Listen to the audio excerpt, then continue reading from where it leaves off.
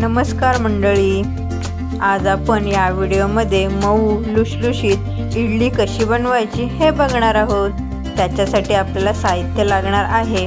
आपल्या रोजच्या वापरातला तांदूळ 2 वाटी आपल्याला घ्यायचा आहे आणि 1 वाटी आपण उडीद डाळ घेणार आहोत। तसेच आपल्याला 1 चमचा मेथी दाण्याचा वापर सुद्धा करायचा आहे, त्यामुळे आपली इडली सॉफ्ट आणि स्पंजी होते।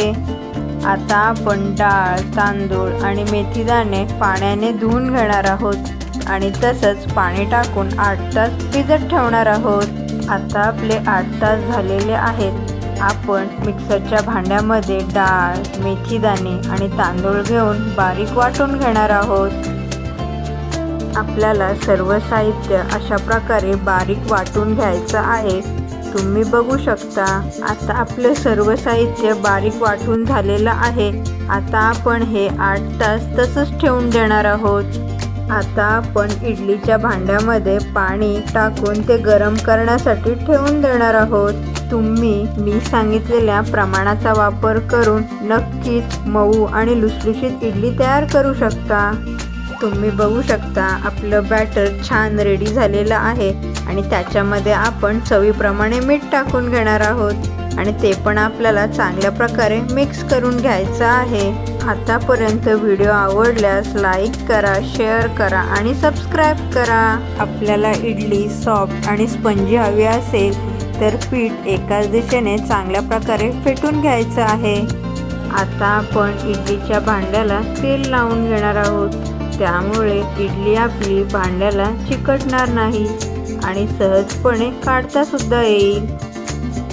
मी सांगितलेल्या प्रमाणाचा वापर करून तुम्ही सुद्धा नक्कीच मऊ आणि लुसलुशीत इडली तयार करू शकता। आता आपलं भांड्याला तेल लावून झालेलं आहे आणि आपण तयार केलेलं बॅटर इडलीच्या भांड्यामध्ये काढून घेणार आहोत। तुम्हाला जेवढ्या इडली तयार करायच्या असतील तेवढ्या तुम्ही बॅटरचा वापर करू शकता। ही रेसिपी तुम्ही नक्की ट्राय करा, तुम्हालाही आवडेल आणि कशी झाले ते आम्हाला कमेंट करून नक्की कळवा। तुम्ही बघू शकता, आता आपलं पाणी छान गरम झालेलं आहे।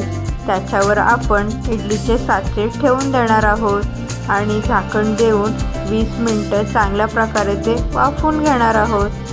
आता 20 मिनिटं झालेली आहेत आणि आपण झाकण काढून घेणार आहोत। तुम्ही बघू शकता, आता आपली इडली रेडी झालेली आहे आणि ती आपण आता थंड करण्यासाठी ठेवून देणार आहोत। 5 मिनिटांनंतर आपण इडलीच्या साच्यातून इडली बाहेर काढून घेणार आहोत। आपण तेलाचा वापर केल्याने इडली आपली सहजपणे बाहेर काढता येते।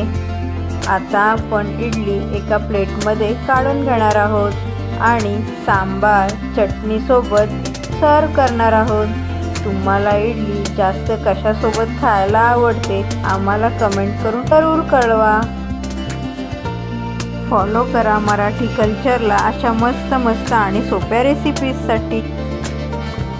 Bye bye.